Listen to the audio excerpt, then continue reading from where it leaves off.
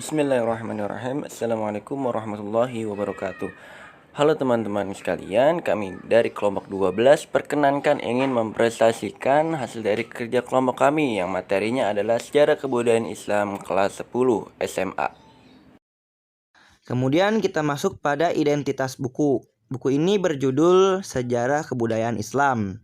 Pengarangnya ialah Miftahul Ula, Maria Ulfa, dan M. Hussein Tuanaya. Penerbit daripada buku ini ialah Direktorat Pendidikan Madrasah, kemudian Direktorat Jenderal Pendidikan Agama Islam, dan Kementerian Agama Republik Indonesia. Tahun terbit buku ini ialah tahun 2014.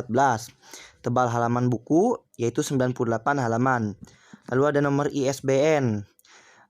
Di sini nomor ISBN buku tersebut ialah 978-999-8446-91-1, yaitu nomor jilid lengkap.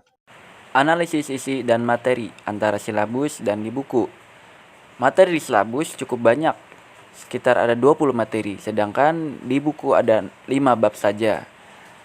Materi pertama di silabus ini adalah keyakinan terhadap Rasulullah Muhammad SAW, sedangkan di buku tidak ada materi tentang materi tersebut. Dan kemudian yang kedua adalah perilaku jujur dan sabar Rasulullah SAW pada masa awal Islam di Mekah. Dan sini ada 3 urutannya adalah A dan B, C, keadaan bangsa Arab sebelum Islam, sesembahan masyarakat Makkah sebelum Islam, nilai-nilai strategi perjuangan Rasulullah SAW C, budaya masyarakat Makkah sebelum Islam. Nah, di sini ada materinya di buku. Ini adalah di bab pertama adalah peradaban bangsa Arab sebelum Islam gitu. Dan materi yang ketiga di silabus ada nilai-nilai strategi perjuangan Rasulullah SAW di Mekah. Dan ini ada di bab 2. Sesuai dengan di buku adalah perkembangan dakwah Nabi Muhammad SAW periode Mekah. Dan kemudian ada materi 4 di silabus semangat jihad para sahabat. Nah, di sini di materi di buku ini nggak ada tentang semangat jihad para sahabat. Hanya dijelaskan bahwa para sahabat masuk Islam gitu. Dijelaskan di perkembangan dakwah Nabi Muhammad periode Mekah. Kemudian di materi 5 adalah Rasulullah SAW pada Mekah. Di sini ada kerasulan Nabi Muhammad, strategi dakwah, kesulitan-kesulitan selama yang di Mekah dihadapi dengan Rasulullah gitu. Di sini tercantum pada materi di buku di bab 2 yaitu perkembangan dakwah Nabi Muhammad SAW di periode Mekah. Kemudian ada materi 6 di silabus, ini ada penghayatan nilai-nilai hijrah Rasulullah SAW dan para sahabat ketika bersamaan dan persaudaraan kaum Ansar dan Muhajirin. Nah, di sini ada 2 turunan, adalah faktor-faktor penyebab hijrah Rasulullah SAW dan kemudian ada strategi hijrah yang dilakukan. Di materi 6 ini di silabus terdapat pada materi di buku adalah di bab 3 tentang perkembangan dakwah Nabi Muhammad SAW di periode Mekah gitu. Dijelaskan di situ gitu. Mohon maaf, di bab 3 perkembangan di periode Madinah. Kemudian masuk materi 7 di silabus. Di sini ada kewajiban berdakwah bagi setiap muslimin dimanapun dan kapanpun. Materi ini tercakup pada bab 5. Ini strategi dan substansi dakwah Khulafaur Rasyidin.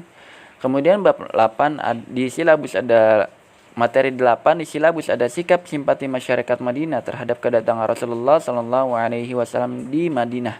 Dan ini tercakup di bab 3 perkembangan dakwah Nabi Muhammad periode Madinah. Kemudian ada 9 materi, di 9 ada kondisi masyarakat Madinah sebelum Islam. Terus juga ada nilai-nilai perjuangan dakwah Rasulullah SAW di Madinah. 11 juga ada sikap istiqomah Rasulullah SAW di Madinah. 12 substansi dan strategi dakwah Sallallahu Alaihi Wasallam periode Madinah. Terus ada juga nilai-nilai 13, materi 13 nilai-nilai perjuangan pada peristiwa Fathul Makkah. Terus ketangguhan sikap Rasulullah Sallallahu Alaihi Wasallam dan semangat menegakkan. Terus ada 15 kebenaran peristiwa Fathul Makkah sampai ke faktor-faktor keberhasilan Fathul Makkah. 17 substansi piagam Madinah sebagai salah satu strategi perjuangan Rasulullah SAW gitu. Sampai ke-18, kewajiban menepati janji sebagaimana dicontohkan sallallahu alaihi wasallam gitu. Piagam Madinah. Di sini tercakup semuanya di bab 3 gitu. Perkembangan dakwah Nabi Muhammad sallallahu alaihi wasallam periode Madinah. Kemudian di materi 19 ada kesadaran bahwa kekuasaan Allah adalah amanah dari Allah Subhanahu wa taala gitu. Itu terdapat pada bab di buku adalah sejarah perkembangan Islam pada masa Khulafaur Rasyidin gitu. Dan kemudian ada di materi 20 ada sikap demokratis dan musyawarah sebagai implementasi dari pemahaman tentang proses pemilihan Khulafaur Rasyidin atau khilafah gitu. Di sini ada urutan-urutan A B C D E. Di sini ada pengertian Khulafaur Rasyidin, proses pemilihan, biografi, kebijakan, perkembangan dakwah Islam pada masa Khulafaur Rasyidin. Semua materi 19 20 dijelaskan pada yang 19 sejarah perkembangan masa Khulafaur Rasyidin di bab 4, yang terus materi ke-20 ini dijelaskan pada strategi dan substansi dakwah Khulafaur Rasyidin. Kemudian ada kesesuaian materi dengan perkembangan usia. Menurut kelompok kami, materi yang disampaikan oleh buku ini sejarah kebudayaan Islam telah sesuai dengan umur peserta didik, yakni kelas 10. Sebagai contoh, di buku ini terdapat materi-materi tentang perjuangan Rasulullah Shallallahu Alaihi Wasallam selama untuk menyebarkan Islam gitu. Jadi peserta didik dapat mengetahui tentang perjuangan-perjuangan Rasulullah dengan ibrahnya yang bisa diambil gitu. Terlebih kognitif kelas 10 ini sudah cukup memumpuni. Kemudian ada kesesuaian materi dengan urutan per bab. Di sini ada 5 bab. Yang pertama adalah peradaban bangsa Arab sebelum Islam datang, kemudian dakwah Rasulullah periode Mekah, kemudian periode Madinah. Yang keempat ada sejarah perkembangan Khulafaur Rasyidin, kemudian ada strategi dan substansi dakwahnya Khulafaur Rasyidin. Menurut kelompok kami di sini kesesuaian materinya sudah berurut ya gitu kan. Dari sebelum Islam datang, kemudian Nabi Muhammad Sallallahu Alaihi Wasallam itu berdakwah di Mekah, kemudian di Madinah, kemudian setelah Rasulullah wafat dilanjutkan dengan masa Khulafaur Rasyidin gitu. Sudah cukup berurut, bukan cukup lagi, udah berurut. Kemudian ada analisis terhadap butir-butir evaluasi. Menurut kelompok kami, di sini ada 3 butir-butir evaluasi. Yang pertama adalah tugas kelompok, kedua adalah tugas mandiri, dan ketiga adalah esai. Sangat disayangkan di buku ini tidak terdapat penilaian akhir semester ataupun penilaian tengah semester gitu. Yang ada hanyalah esai di setiap babnya.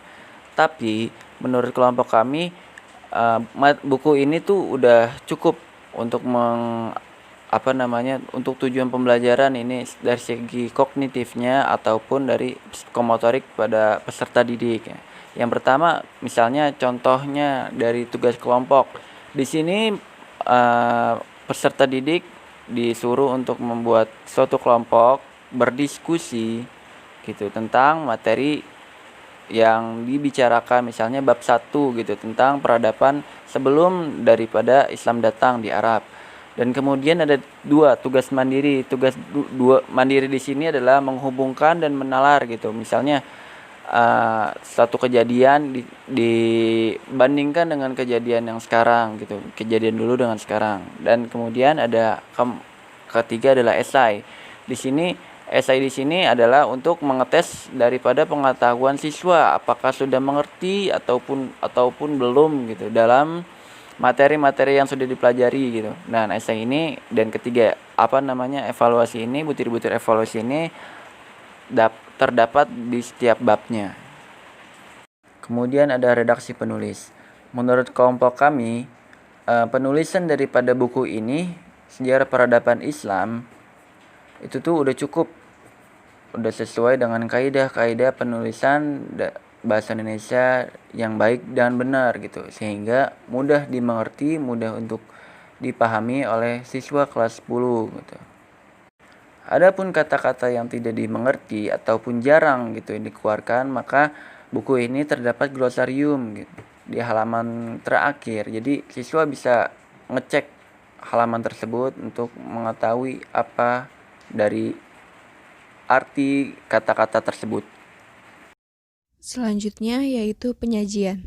Yang pertama ada sistematika penyajian, yang kedua ada keruntutan penyajian, yang ketiga ada keseimbangan antar bab, dan yang terakhir sistematika penulisan. Sistematika penyajian. Sistematika penyajian pada buku ini urutannya adalah sebagai berikut. Cover depan, halaman penerbit, kata pengantar, daftar isi, kompetensi inti dan kompetensi dasar, materi, daftar pustaka, glosarium, catatan 1, catatan 2, dan catatan 3. Selanjutnya yaitu keruntutan penyajian. Pada buku ini, daftar pustaka dan glosarium penyajiannya sudah urut sesuai dengan abjad. Selanjutnya, keseimbangan antar bab. Yang pertama, ada judul materi yang akan dibahas. Yang kedua, ada kompetensi inti dan kompetensi dasar. Yang ketiga, ada latihan sebelum materi. Dengan poin A, mari mengamati.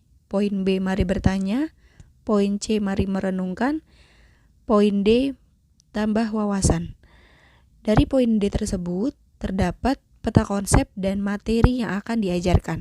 Dan setelah materi, terdapat beberapa poin kembali yaitu mari berdiskusi, mari menghubungkan dan menalar, mari bercerita, mari merenung sejenak, mari merefleksi diri, rencanakanlah aksimu, mari mengambil ibrah, mari baca rangkuman ini, dan yang terakhir mari asah kompetensimu.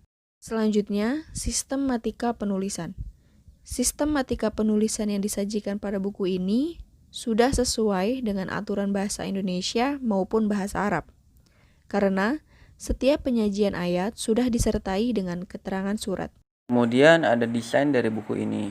Buku ini didesain dengan gaya pada buku umumnya, yang ada covernya, terus ada perbabnya, menggunakan font yang cukup untuk bisa dibaca, untuk bisa dibikin nyaman gitu. Jadi kami, menurut kelompok kami, udah pas lah gitu desainnya. Adapun kelebihan dan kekurangan daripada buku ini ialah yang pertama, kelebihannya, keunggulan dari buku ini mampu memberikan informasi tentang nilai kebudayaan Islam, kemudian nilai kebudayaan Islam dan bagaimana manusia dapat memperoleh nilai tersebut karena kebudayaan pada prinsipnya tidak dapat dipisahkan dari kehidupan agama. Kemudian kekurangan daripada buku ini ialah kelemahan dalam buku ini kurangnya memberikan pemahaman bagi pembaca, khususnya para pemula, sehingga pesan yang diutarakan oleh pengarang tidak tersampaikan sepenuhnya kepada pembaca. Terima kasih banyak telah menyimak. Kurang lebihnya mohon maaf.